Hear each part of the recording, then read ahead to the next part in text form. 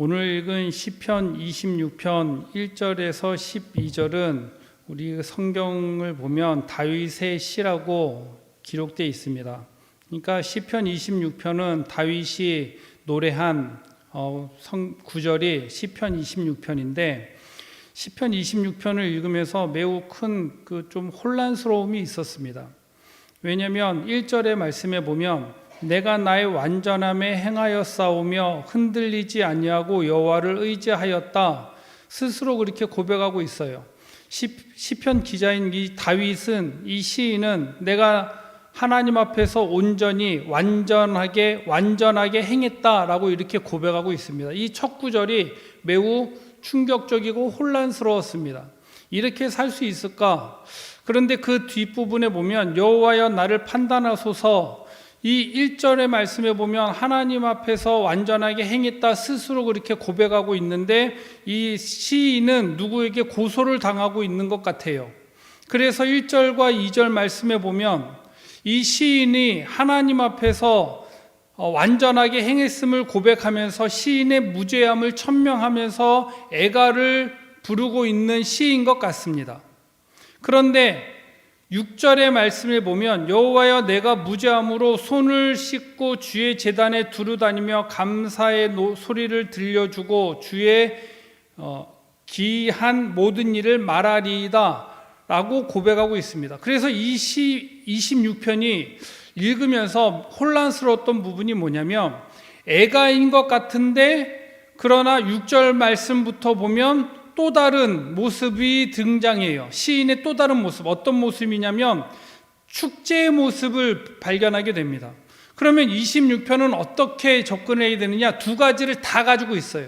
그래서 한쪽 측면에서 보면 슬픈 애가의 노래인 것 같지만 그러나 이 시편 26편은 하나님 앞에서 찬양과 경배를 드리는 축제의 시인 것을 우리가 발견할 수 있다는 것이죠.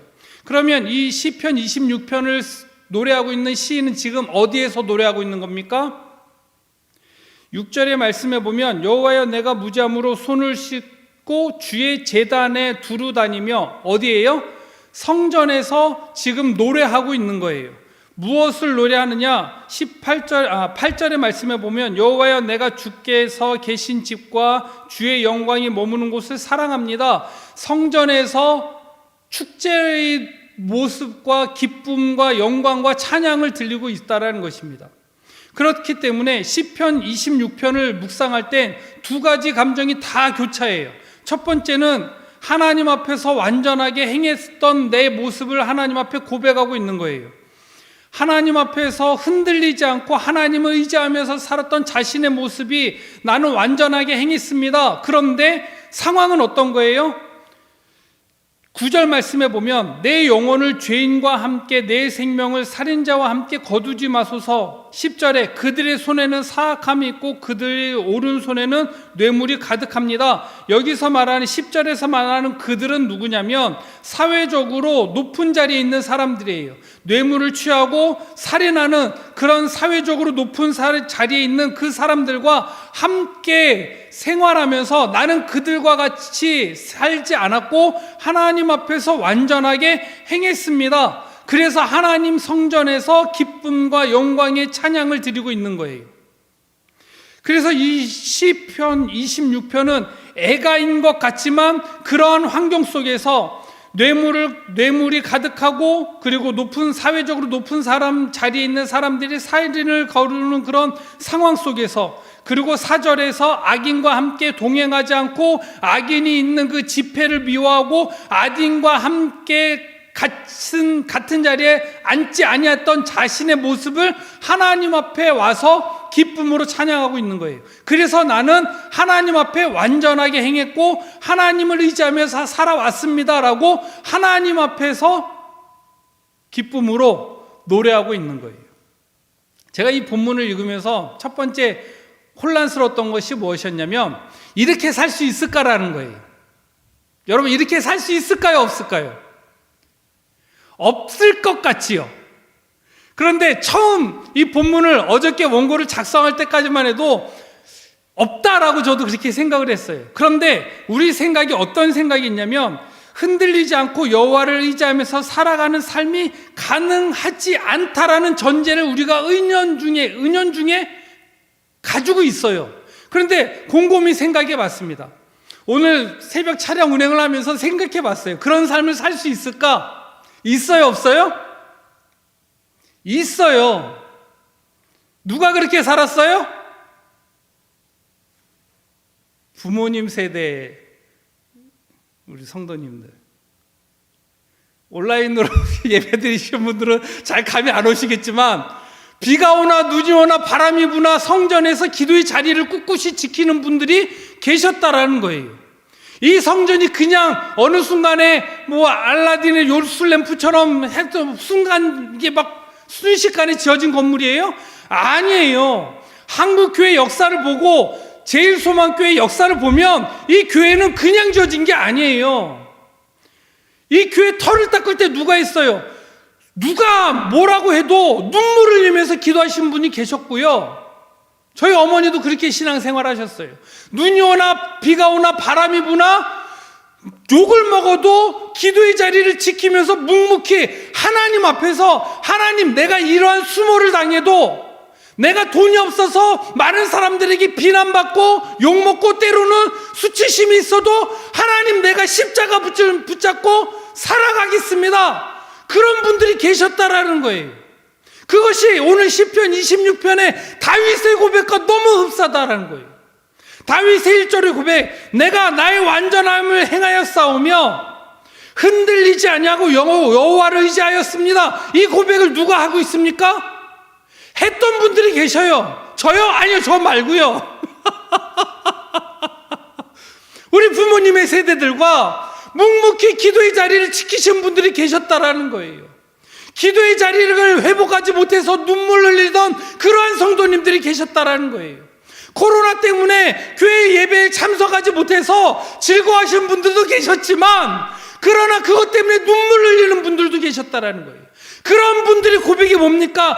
이 오늘 시편 26편의 다윗의 고백과 똑같다라는 거예요. 그래서 이 본문을 처음에 이 원고를 작성할 때는 저는 내가 이 다윗과 같이 살아갈 수 있는 고백, 다윗과 같은 고백을 하는 사람들이 있을까? 그래서 다윗과 같이 살아가자라는 도전적인 측면으로 설교를 준비했는데, 그런데 조금 더 생각해 보니까요, 있었다라는 것이죠. 그리고 지금도 있다라는 거예요. 누구요? 여러분들이요. 여러분들이 그렇게 하고 계시다라는 거예요.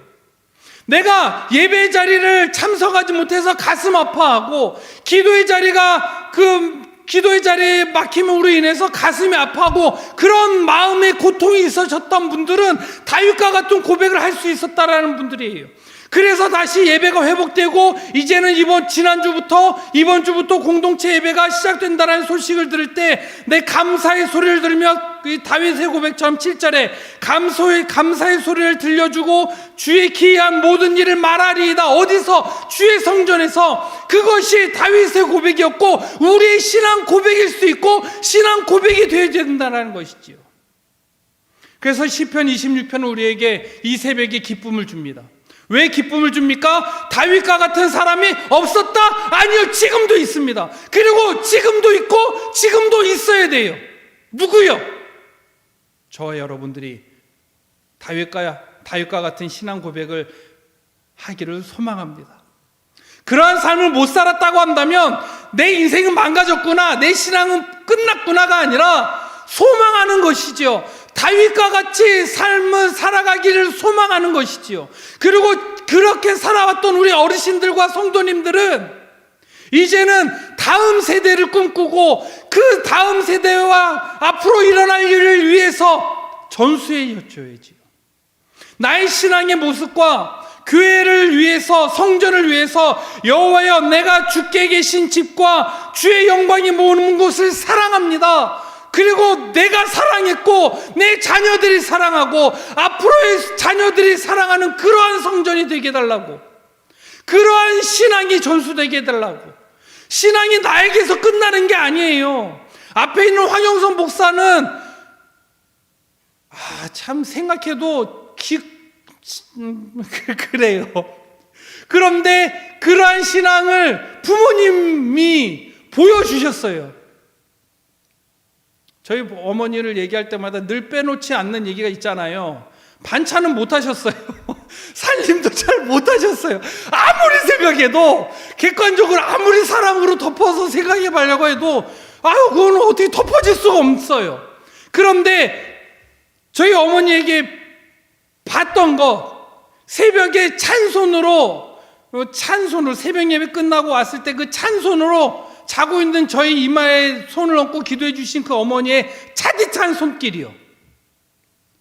비가 오나 눈이 오나 바람이 부나 교회에서 어떠한 욕을 먹고, 욕 많이 드셨어요. 제가 듣고 많이 먹었어요. 그거 어떻게 하냐고요? 어머니가 얘기해 주시니까 알지요. 그럼 본인도 아는 거잖아요. 그래도 꿋꿋이 기도재단 지키고 예배 자리 지키고, 그 모습 보니까 죄송해요, 교회 욕했던 적도 많아요. 그래도 그 은혜의 흐름을 타고 그렇게 인간답지 못한 황영선이 그 은혜 받고 목사가 됐잖아요. 그래도 지금까지 꿋꿋이 그 목사의 그 사역을 감당할 수 있는 건 누구 덕분이에요? 어머니도 기도해 주시지만 저를 위해서 기도해 주시는 분들이 있음을 알아요. 오늘 시편 26편은 그런 의미가 담겨져 있습니다. 다윗과 같이 살자고요? 여러분, 온라인으로 예배하시는 여러분, 없는 것 같다고요? 있습니다. 어디 있냐면 제 눈에 보여요. 온라인으로 예배하시는 분들은 절대 볼 수 없는 모습이, 그래서 이 교회가 어떻게 세워진지 잘 압니다. 그래서 오늘 시편 26편 시편의 기자가 그 고백이 뭡니까? 12절에 내 발이 평탄한 데 섰사오니 무리 가운데서 여호와를 송축하리라. 여기서 내 발이 평탄한 데 있었다는 건 뭐냐면 내 발이 올바른 데 있습니다. 그리고 앞으로도 계속 여호와를 송축하겠습니다라고 다짐하면서 끝나는 거예요. 우리의 기도가 어떻게 끝나야 되겠습니까? 하나님, 내가 지금 이 기도의 자리에 있음에 감사합니다. 그리고 앞으로도 이 자리에서 흔들리지 않고, 비록 흔들린다고 할지라도 하나님을 의지하면서 살아가겠습니다. 다윗의 고백과 같은 기도로 우리의 삶이, 우리의 신앙생활이 정리되기를 소망합니다. 기도하겠습니다. 하나님 아버지, 은혜 감사합니다.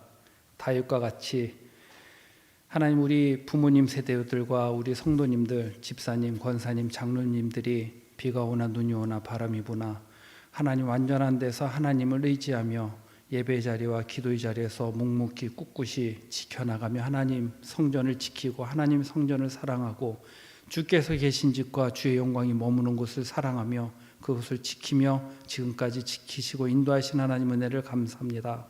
하나님 아버지, 우리 부모님들의 세대와 우리 권사님들과 장로님들과 집사님들의 기도와 헌신이 있었기에 하나님 아버지, 이 제단이 이토록 아름답게 성장할 수 있었음을 발견하게 됩니다. 하나님 아버지, 우리에게 은혜 허락하여 주셔서 시편 기자와 같이 내 발이 평탄한 데 섰사오니 무리 가운데서 여호와를 송축하리라 고백했던 것처럼 우리가 이 시간을 시작으로 어떤 상황이 온다 할지라도 하나님만 의지하며 여호와를 의지하며 하나님의 이름을 송축하며 하나님의 영광을 송축하며 하나님의 이름을 찬양하며 주께서 계신 집과 주의 영광이 머무는 곳을 사랑하며 살아갈 수 있는 우리의 복된 삶이 될 수 있도록 축복하여 주시옵소서. 그래서 하나님께서 허락하신 믿음의 신앙의 복을 당대받게 하여 주시고 자녀 손에게도 물려지게 하여 주시고 하나님 자녀 손들에게도 그 신앙의 축복이 물려주고 전수되어지는 복을 허락하여 주시옵소서. 이 새벽에 하나님 앞에 예배하며 기도하는 기도의 제목들이 있습니다. 하나님께서 기억하여 주시고 응답하여 주시고 위로하여 주시옵소서. 믿사옵고 예수님의 이름으로 기도하옵나이다. 아멘.